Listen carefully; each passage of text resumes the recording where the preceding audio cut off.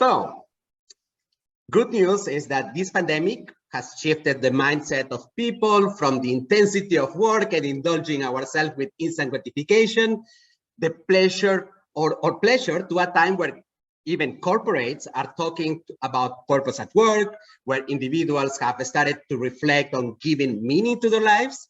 And these 2 years have been years of growth of number of life coaches, literature on self-development, even podcasts like this one, trying to help people to find their own ways to fulfillment.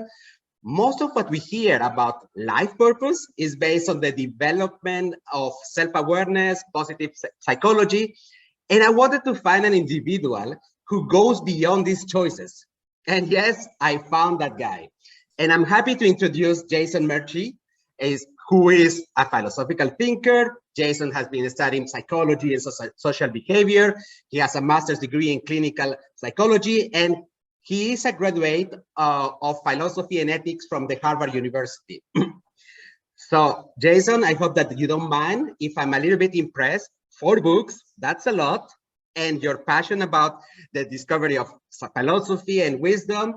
And by the way, your 4th book is entitled Wisdom, a Very Valuable Virtue that Cannot Be Bought. And it's kind of a unique combination of psychological research, philosophical principles, and personal insights. What I like the most about your book is it talks about wisdom in kind of a non-elitist way. Like, it is accessible for people who are not intellectual, so normal people like me can read it, and it's not like slap in the face saying, no, you're not part of the gang. Jason, I wanted to understand, first of all, is there a personal story behind becoming this type of wisdom lover? What is your story behind? Why did you write these books? Well, thank you, and nice to be on. Appreciate what you say. I have always been interested in things like psychological health, well-being, wisdom, personal growth, the values and virtues that have been studied, in ancient Greece, ancient India, China, all the way through to today, are really very they're very deeply impressive to me. And, I think a person who, speaking of what you said about how I'm not too elitist in the book when it comes to knowledge or wisdom, or, who can understand what, philosophy comes from the Greek for the love of wisdom.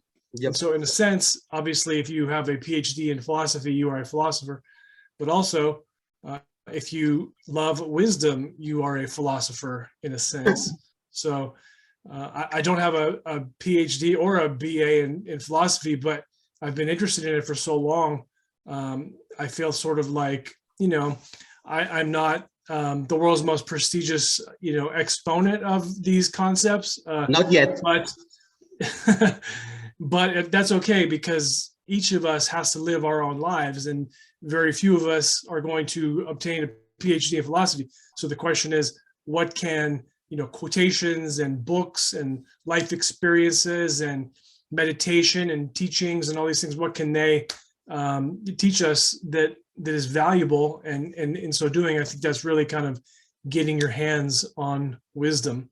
But to answer your question, yes, I've always been interested in it. I had a sort of a strange, difficult childhood.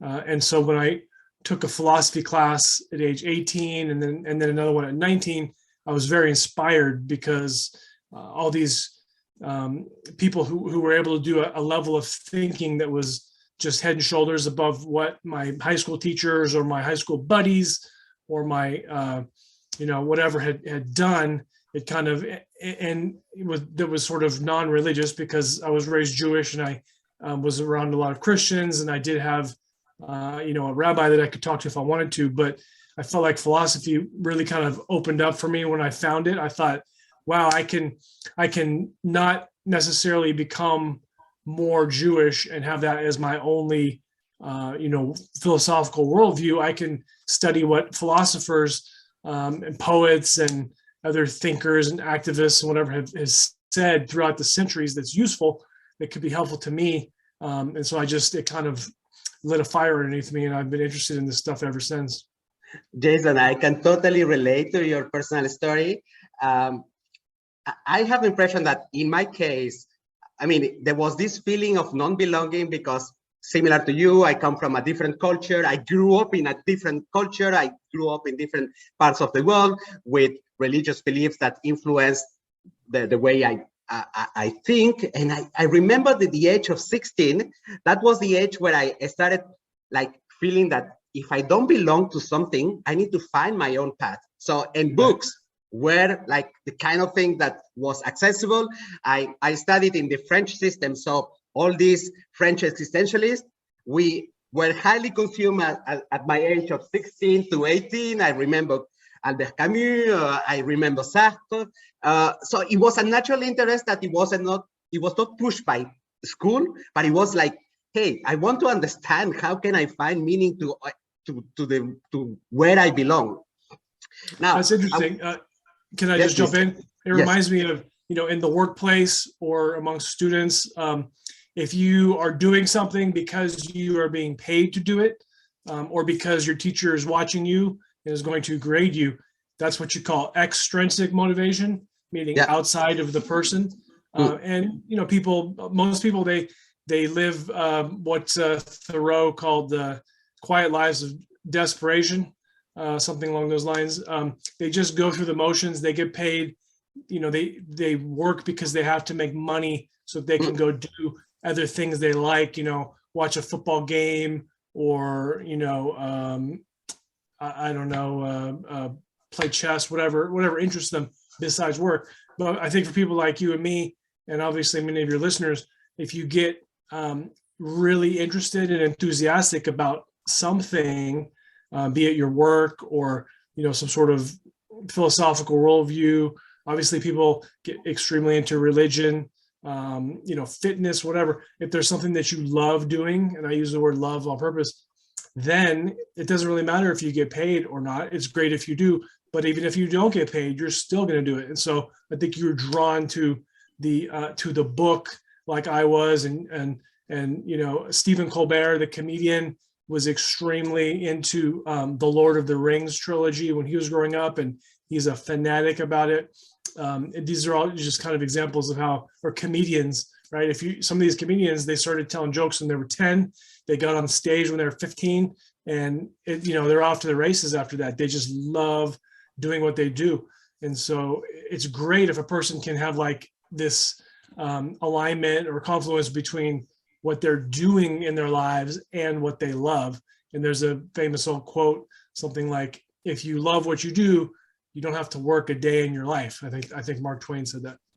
Absolutely. It is interesting that and I'm diverting of what we agreed that we should be discussing, because I love the topic of intrinsic motivation. It's only in the last 5-6 years that intrinsic motivation is something that is quite often mentioned at work, but because they have noticed that when you go and pay and you do the typical motivator tactic of the carrot and the stick, people are going to improve up to a certain level for a very short time. Intrinsic motivation depends in different factors. One of them being, I decide how am I going to do the things that when I know the direction, I decide by myself. I master what I do little by little. I get a little bit more challenge. And the third topic that is related to what we are discussing today is about meaning, that we need to find something that is beyond just providing extra money to the shareholders of the companies, meaning to do something beyond ourselves for the society, because we are doing something great in a company. And that's what really drives engagement with employees. And unfortunately, it's only 6 years ago. We are quite fortunate that maybe 4 years ago, there was Daniel Pink, who wrote a book about intrinsic motivation. I think it's called Drive. That is something that is quite useful. Now, Jason, regarding wisdom. So wisdom, we can say that more or less. I mean, I have my little understanding. That's why I wanted to throw it out there. And I'm pretty sure that I'm going to learn more things about wisdom today. I think it depends on two human needs. One is about the need of becoming a better self-actualization, and the other one is transcendence, to understand the overall, my positioning as a person in the world. So, and I wanted to understand what is the specific definition of wisdom, so that we don't misunderstand that in order to be a wise person, I need to be either an intellectual or I need to be in the middle of the mountains. So we were talking just before about the sadhus in the middle of the mountains. So people who are leaving the society in order to have the time to reflect more, to inject, to feel more nature, and to be more connected with our world. So what is the definition of wisdom for you? That's actually a difficult question to answer. It's one of the most challenging, virtues, skills, concepts, whatever, to define, and that's not a coincidence, I don't think, because Socrates, who is perhaps the grandfather of wisdom, let's say, he was, the thing he did essentially every day when he was ready to go out and have some fun would be to ask people in society in Athens, what do you think these values mean? They didn't have a dictionary, I don't think, in ancient Athens, so you couldn't just look up a word that's a sort of a complicated construct like truth, honor, justice, happiness, or wisdom. You had to discuss it, and that's why philosophy. That's part of the reason why philosophy is known for being Greek in origin, in a sense. Yes, the Indians and the Chinese and so on had made significant strides in regard to wisdom, but the ancient Greeks are really the core of what I call Western civilization, which is the approach to values and wisdom that I'm more familiar with. Anyway, so if Socrates was asking what is truth, and if in 2022 we're asking what is truth, then it's a complicated task to figure out what it is. And but it's sort of like these things are like topics du jour, because Rudy Giuliani comes on television and exclaims, "Truth is not truth." That's a quote from him. And so he's trying to say, do we really know what truth is? How do you know that your truth is truth, and maybe it's my truth? And it's sort of it greatly complicates the matter to have people who are not philosophically inclined people talk about these values, such as that, or obviously a lot of politicians talk about a lot of buzzwords, and they don't have a deep understanding of it. However, to answer your question a little more directly, I will say that you do not need to be a philosopher, or you don't need, in that sense of working in a academic department, or you don't need to be in the mountains of Tibet, or an Indian sage or whatever, to understand wisdom. It's complicated, but it's not that complicated. Now, it's also very, very like multifactorial. So it would be possible to have the Dalai Lama speak with an American philosopher, and a English author, and a French poet, and 10 other people, and they could all discuss wisdom from different perspectives. Dalai Lama could say, I think it sort of feels like this, and somebody could quote Avicenna from the Arab civilization from the Middle Ages, and say, well, Avicenna said it was this, and you can have a rich discussion about it. Finally, I will just transition to, so what do I think it is? In a sense, it's, I think multifaceted is a great word to describe it. A facet is that cut on a gemstone, where if you look at it in the light, it reflects, it shows you that you're at a 90-degree angle to the light. And so a diamond might have, I don't know, 200 facets to it, or 100. I think wisdom has, at least 10 to 20 major facets, and then maybe some sub topics as well. The hallmarks that I think are most important center around what is a wise person, and that's a theoretical question. What does a wise person think, feel, and do, what are they like? And there has been some research on wisdom, in the halls of psychology to say, what are these people who score high on a wisdom scale? What are they like? And so, in my opinion, I think that something like this thread from Abraham Maslow forward, I think is a pretty significant one. He was a psychologist who came up with this idea of self-actualization that Yep. you mentioned, which is sort of like the epitome of growth for a human being. It's a theory, but I think it's pretty solid. I guess if I were to say, 7 things that I think describe wisdom, I would probably connect it to things like, judiciousness, perceptiveness, excellent reasoning, a kind of vision, a keen introspection, the ability to relate well to other people, to see yourself as part of a system, as part of a whole, rather than being, let's say, selfish or self-concerned, being ethical, kind of above all else, being ethical. Let's see, what else? Being able to manage emotion in a sense, to use your rational mind to combine with your emotional mind to get a product that is superior to just one or the other. That's kind of what I call integration. So I could go on, but if you're a compassionate person, you're looking toward wisdom. If you think critically, if you try to think critically as you go through your life, you're trying to access greater wisdom. Those are some examples. Jason, so it's almost for me like wisdom is like an umbrella that contains some emotional intelligence dimensions.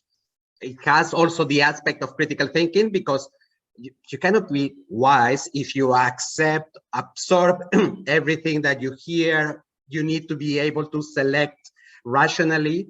And you talked a lot about this specific aspect of emotional intelligence, which is 2 aspects, in fact. One, which is self-awareness, the building of self-awareness, so that you are not guided by this part of your brain that is just emotions, but you activate the part of your brain that is more, that is going to be judging, where you are going to activate your critical thinking, and about this idea of interactions, because you cannot be wise if you are just in your room watching YouTube videos or reading books. You need this interaction because there needs to be a debate, because perspectives are going to build up your wisdom. That's what I understood from your key messages.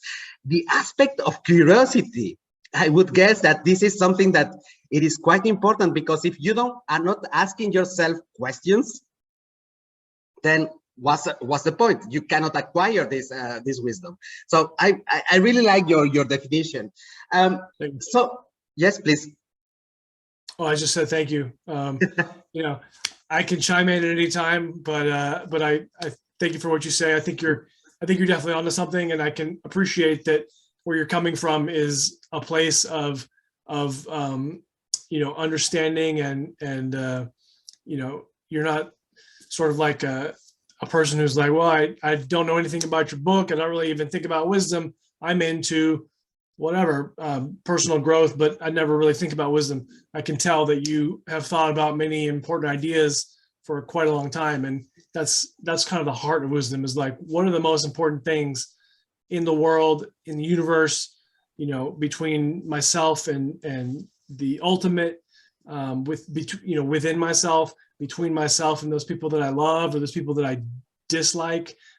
What are those most important things? How can I zoom in on those things, right? Because if you live a life of distractedness, and where you get your wisdom, it's just kind of fed to you from various sources that are in authority, you're not really getting to the heart of the matter. And some human beings have gone a long way in their lifetime to try to get to the heart of the matter. You mentioned Sartre, the plays he wrote and the books he wrote and the discussions he had. You could tell he really wanted to discover what he thought was true and real and important and verifiable and ethical, and that type of life is one that you just sort of live a life that is relatively wise by trying to go beyond being entertained all the time, buying things that the society says you really need, competing with other people inappropriately, just living is, sometimes it's called a life of the mind, trying to be not necessarily like live an esoteric existence where you know things that nobody else knows, or you commune with aspects of the universe or God that nobody else can do, or that is very rare. Not like that, but just instead of watching the tube, be like, I should discuss something with somebody, or I should read something, or I should go to YouTube and check out, what is Stoicism, or, what does love mean, or how do I become happier? If you keep doing those things over and over again, you just find yourself making a habit, and I use the word habit purposefully, of trying to live a life that is richer and more authentic. And it's good that you're talking about habit creation, because that leads us to the next topic, which is about, you have mentioned several times in your book that wisdom is a learnable skill. And the purpose why we're having this episode of Learning with Besson is to demystify the fact that wisdom is a stuff for an academical guy who is going to be reading many philosophers, but it is something that we can acquire, because we have mentioned that in the area of wisdom, there is a lot of emotional intelligence part, and literature in the last 10 years in emotional intelligence has demonstrated that this is something that you can learn, program your brain to, through something that is consistently done, the habit story. Critical thinking is something that can be trained, but of course you cannot train someone with that one-day training and many 160 slides during the training. So it is something to be practiced. So what is your take that if I want to start building my wisdom in order to be, I don't know, someone who is the better version of myself, or really understand a little bit my position in the world, my purpose in life, how can I start in an easy manner so that I can build up? Because it's not a journey that I can do in a course online. It's not a journey that I can have in a corporate training, but it's something that I have to build for the longer term, because it's never finished. How can I start, Jason? Well, I think wanting to improve and to see things for what they really are, to live a more authentic life and be more truly successful, happier, etc. Just by wanting those things and focusing on them, it's a good step, right? And you see this, at least in America, with this quintessential situation where you've got a person who's kind of a street-oriented individual. Maybe they live in an impoverished neighborhood. Maybe they have a peer group that's not very positive for them. They do, illegal, or at least low-level things with their lives. You think of them as maybe like male, maybe not very well educated, sort of hopeless and not very highly valued by society.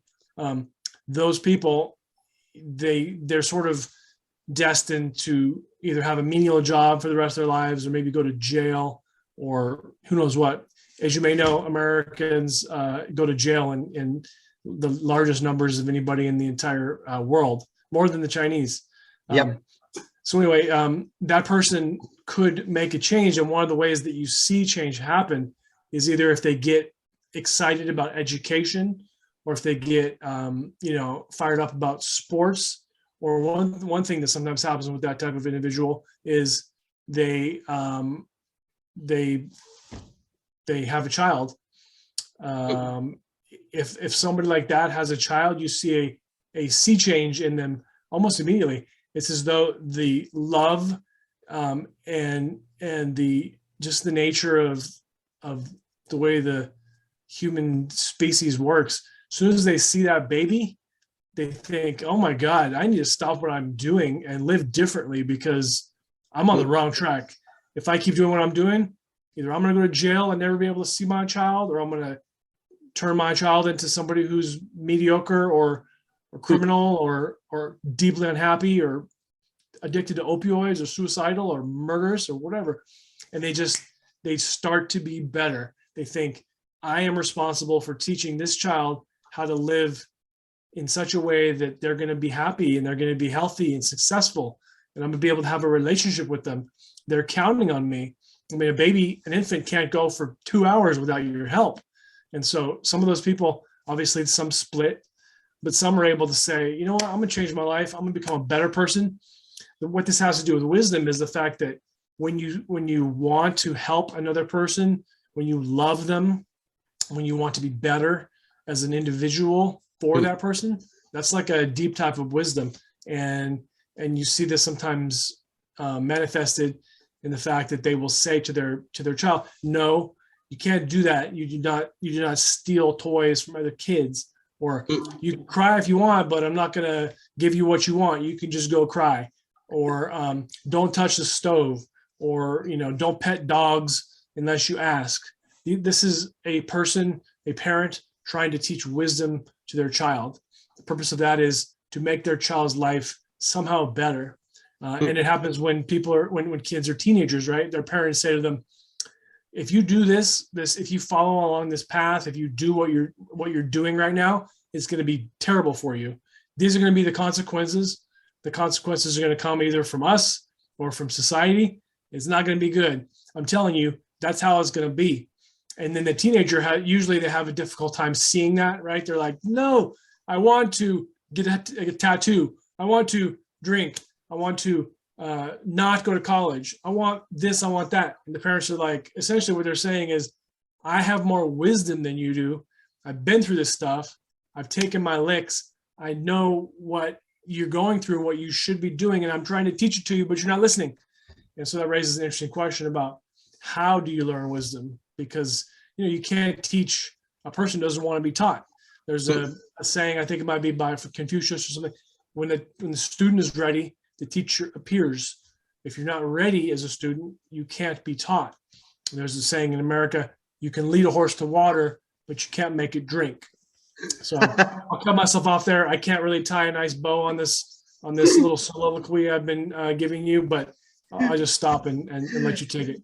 So what I take out of what you just said is that, so in order to change, one of the options is the change of context. So you mentioned the fact, I get a child, I want to change my life because of the love of this child.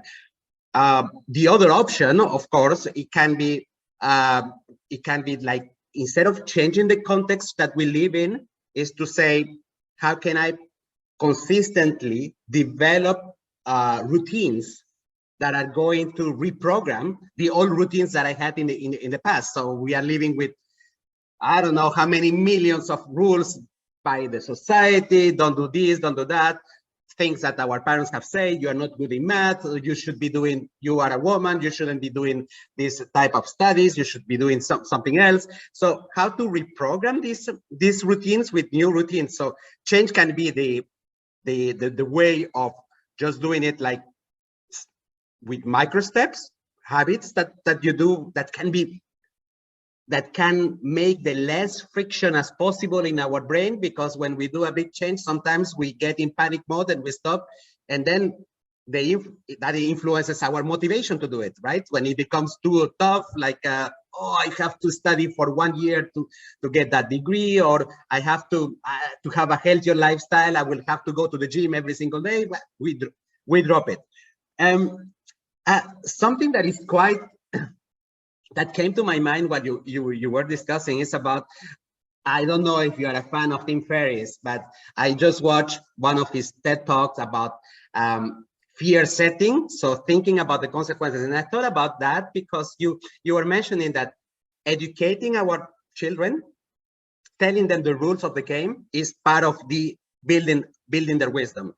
But it can go even further. It can be to the point that instead of telling them the rules, it is helping them to create this mental process of setting, like having this fear setting, saying what happens if the understanding the consequences as a natural mental process that they can do. That's something that I find quite useful. By the way, this fear setting exercise that Tim Ferriss was mentioning in his TED talk. Yeah, it is a way, but indeed it is about something that we can change behavior either by changing the context, where the situation where we are, or by building it with micro steps. Yeah, there's a lot that people can do starting right now to improve their lives. Anybody who watches a TED talk is trying to become wiser, right? Because those things, they're all about wisdom. They're saying, here's what I know that can be useful to you that you can try to understand and make your life better. Absolutely. I do think that, as you pointed out, training for a sport, or maybe losing weight, or maybe going to school, those are kind of good analogs for wisdom, because you can't do any of those things, if you are trying to be marginal about it and give a half effort, and you don't really care, and you don't love what you're doing, and you don't, because think about how many days and nights you're hungry if you're trying to lose weight, right? Yeah. It's like an endless challenge of, I want this, but I know I shouldn't have that. I'll have a little in moderation, but I can't go too far. And it's like every day, numerous times a day, you have to remember what you're trying to do and remember what your goal is. And so I think, a wise individual is always trying to pursue their highest aspirations and the goals that they really value and cherish and have set for themselves. And it's a lot like losing weight, because, obviously if you have 5 pieces of cake because you're binging, you've ruined your diet for that day, probably for the next 3 days, which is, it's a type of a failure, but it doesn't mean that you can't come back from that failure and start over and do better and really try to be more successful in goal achievement. Hey, by the way, while you were talking, I was thinking that I read somewhere that the keyword in Google search of Stoicism has grown during the last years, because like in the 2000s, nobody cared about we were living the life of pleasure. Let's say that my generation started working and they eat certain choices of corporate life because of money. More and more people are thinking about how to develop themselves in life, or find a minimum purpose to what they do. So the concept of Stoicism has something that comes for, I don't know, 2,000, 3,000 years. You tell me if I'm inventing, Jason. A concept that comes back after such a long time. This is quite amazing, right? Yeah, I think it is. Stoicism is relatively in line with wisdom. Absolutely. Buddhism is also, you almost think of the stereotype of the Buddhist individual, the Buddhist monk, there as being, essentially tantamount to wisdom. And clearly, if you ever listen to the Dalai Lama speak, you get the impression this man's pretty wise, and he's kind of on to the important things in life, and he kind of organizes his life in a way that is just kind of, good and useful and ethical and positive and progressive. And so, yeah, I like Stoicism. One of the, people in history who were probably most synonymous with wisdom would be Marcus Aurelius, a Roman emperor. There were only some, quote, good Roman emperors. Mostly they were a disaster. But there were a number of them in a row that were fine, that were good, not perfect individuals, right? Because after all, they were leaders, and they were leaders of a very broad, diverse, tumultuous, dynamic empire. So they couldn't just be like the Dalai Lama, sit and talk and think. In fact, Marcus Aurelius spent most of his time on the northern border of Rome trying to engage in war with the neighbors. But he wrote a book called Meditations, and he didn't intend it to be published. It was like a diary. And in fact, I think he suggested to his valet or whatever that did not be published because it was just a diary. But he lived a life he was always trying to live a stoic life, even though he was an emperor. So it's like these two things crossed maybe for 1 out of 5 times in the history of humanity, where a person was interested in wisdom and did want to be a philosopher in that sense of loving wisdom, and they were also extremely powerful and accomplished. It almost has not happened since, because you find people like Hitler who are extremely powerful in a sense, and yet they're deeply unwise. You could tell how utterly unwise the man was if you just study him or watch a movie about him. It's like, what's wrong with this guy? Why doesn't he understand the way that it's like he was anti-wise. And you find somebody like Martin Luther King Jr., here in America, who was relatively wise, quite imperfect, but also was sort of channeling, biblical concepts of goodness and justice and, struggle and righteousness and love. But these people are fairly rare. The rest of us, can attempt to learn from these types of people, and, kind of, to use a corporate phrase, employ best practices when it comes to trying to be wise. That's great. Jason, we need to touch base a little bit to the dark side of purpose in life. So some philosophers may argue that human purpose or the search of meaning might be pointless. So, and I come back to one of my favorites. I mentioned before, Albert Camus. So he wrote a book about the myth of Sisyphus. So, and I mean, just to put it in a nutshell, the myth of Sisyphus is the Greek part of the Greek mythology of a guy who was like punished to just, the only thing that he had to do is something that is pointless, take a rock, put it in the mountain, throw it, and do it again and again.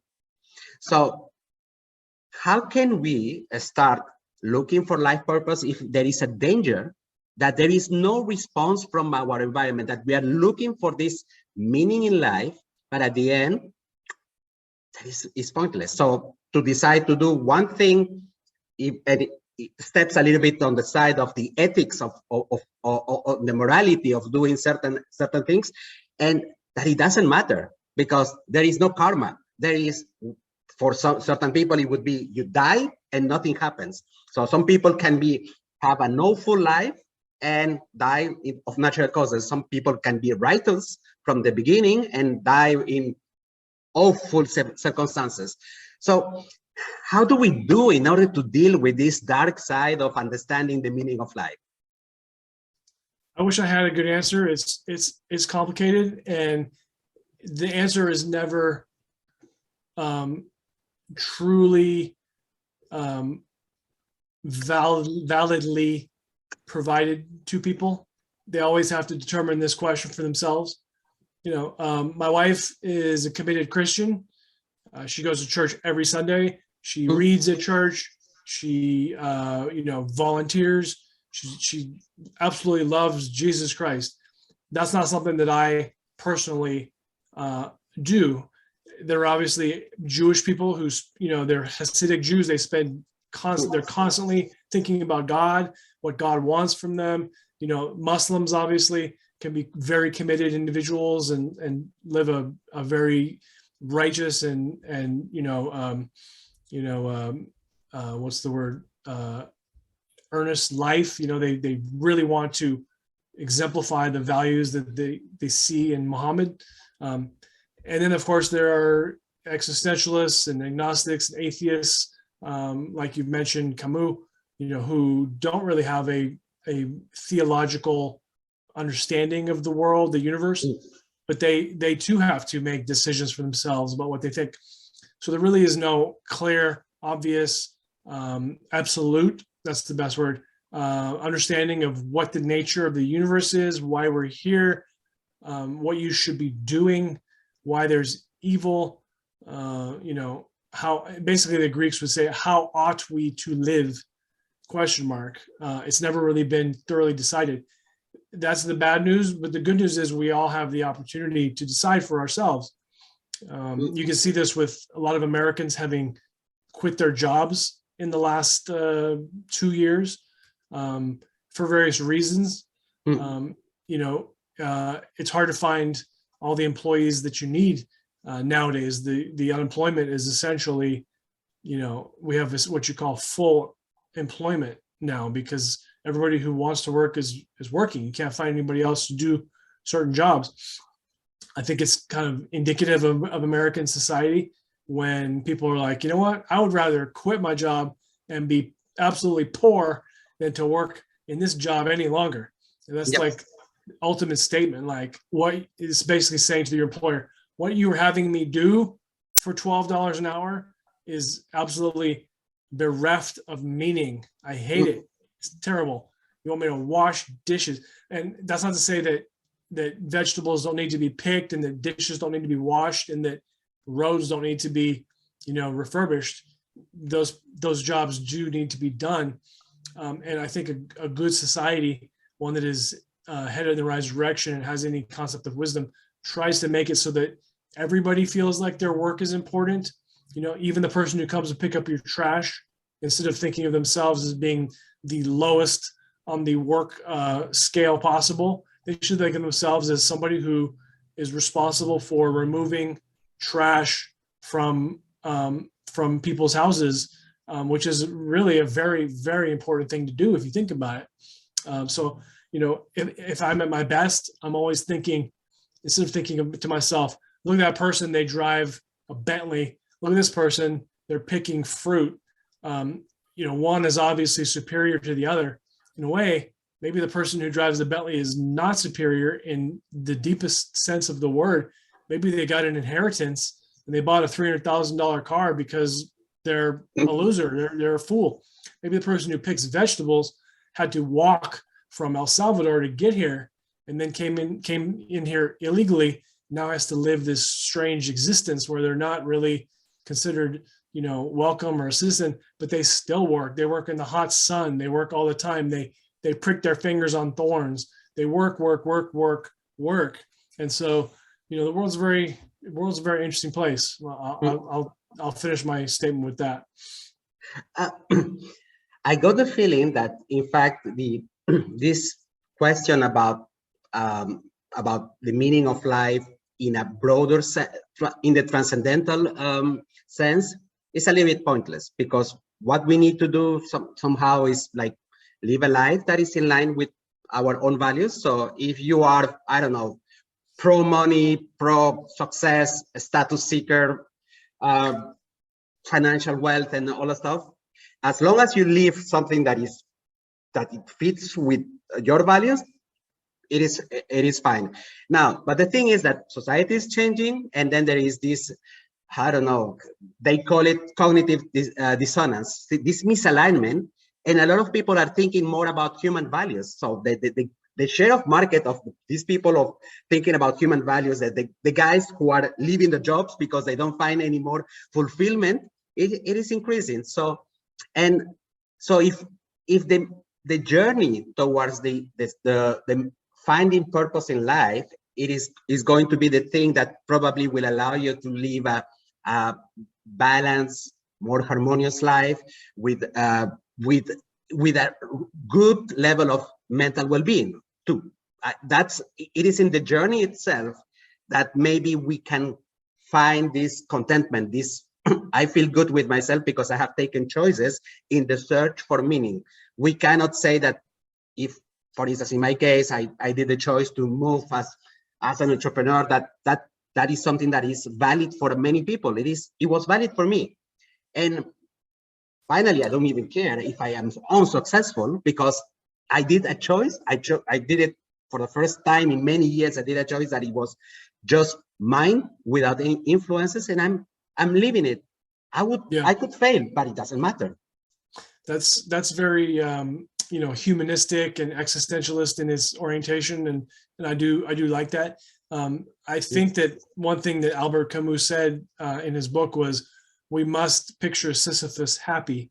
Sisyphus being that mythological character from ancient Greece that you referenced, the one who is cursed by the Greek gods to do the same thing over and over again every day. That is considered pointless, right? Because moving a boulder to the top of a hill every day and then having to start over the next day it's the epitome of pointlessness. But I think what Camus was saying when he said we must picture him as happy is that in a sense, if such an individual can find meaning in what they're doing, the outcome is not as important, or what other people think of it is not as important as, the decisions the person as an individual makes. If they think that what they're doing has some importance, some value, then one can find meaning. There was a person who lived through the Holocaust in the concentration camps, named Viktor Frankl, and he is a true existentialist. His idea was, even in the Holocaust, you should not become despairing or kill yourself or just become a cruel jerk. The reason being, you can always find meaning in any circumstance, even just by saying, I'm not going to let these Nazis destroy me as a human being. I'm gonna resist. I'm gonna fight. I'm gonna persevere. There can be meaning in that. And some people, they live a life where they're kind of stuck caring for their elderly parent, and their elderly parent maybe has dementia or is very physically incapacitated, or maybe somebody has a child who was developmentally disabled from birth or had a horrible disease early on. The lives they lead are not necessarily the lives they would have chosen. If they can do that thing with integrity, honor, and love and commitment, that is a type of success, and meaning can be found in that. Listen, we are almost to the end of this episode of Learning with Besson. I just wanted to wrap it up with a personal question. Has the search of wisdom helped you on your personal life purpose? You weren't expecting that one, huh? I think it probably has, but I will have to say, or maybe lament, that even studying wisdom more than maybe 1 out of 1 million people has, it hasn't made me some sort of a superhuman where I know everything, I've got it all figured out, I'm super successful, I'm super happy, I love life, I'm killing it. Not exactly. I think there's this concept in physics. It's something like, you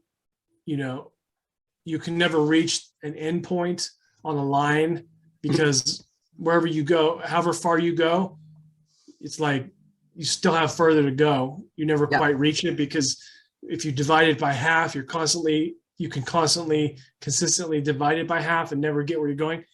It doesn't really operate like that in the real world, because obviously you can get to where you're going. Just, people do that every day. But in a philosophical sense, it's like there's always more to go, no matter where you are. And if you focus in tightly enough, you'll never really arrive, because you're constantly seeing more in front of you. There's more in front of you. There's more in front of you. That's a little abstract, and I'm probably not doing that justice. But I guess what I mean, it's like a metaphor for, no matter how wise you think you are, no matter how much you know about wisdom, no matter how high your personal growth is, there will always be, you're constantly being challenged. There's always more room to grow. You can always think of that glass as being half empty if you're not careful. I'm sure if you were to put the Dalai Lama on Highway 81, which runs from North Carolina to Maine, he would be driven crazy by the trucks that are on that road. I mean, they're terrible. They cut you off. They take 10 minutes to pass a car. It's like, And so each of us, no matter how developed we are, always be challenged, because unfortunately, that's the nature of the universe. We may wish it were different, but it isn't. And so I think that my life has improved and become richer and more interesting, and maybe in some sense more successful, because I value wisdom, like wisdom. But even now, just 2 days ago, I said to my wife, I think I need something new in life. Writing the book took me, more than a year, and promoting it. I've been promoting it for 4 or 5 months, and it hasn't been easy or fun or cheap. And so I'm thinking, I think I need a change. And I was thinking maybe I'll go back to school and get a new certificate, or maybe a master's degree, something along these lines, because my financial life as an investor is sort of situated or satisfactory. And so I can't really glean any more meaning or fulfillment from that. And if my book is not, turning out to be the world's greatest book, and Oprah wants to talk to me, then it's like, what am I going to do this next? What's my thing that's next? What's going to challenge me and fulfill me and cause me to be proud of myself? And that's just, I think, how humans work. They're, no matter where they are, you can have, you can be as rich as I don't know, whatever, rich as Croesus, as the saying goes. But there's always an Elon Musk or a Warren Buffett who's richer than you are. Damn it! It's like, how am I going to get richer? So no matter what your interest is, no matter what your expertise is, I know that academicians sometimes feel this way. They think, damn, I'm not the most successful person in my field. I publish a lot, but this person over here is publishing more. And so I'm not the highest regarded person.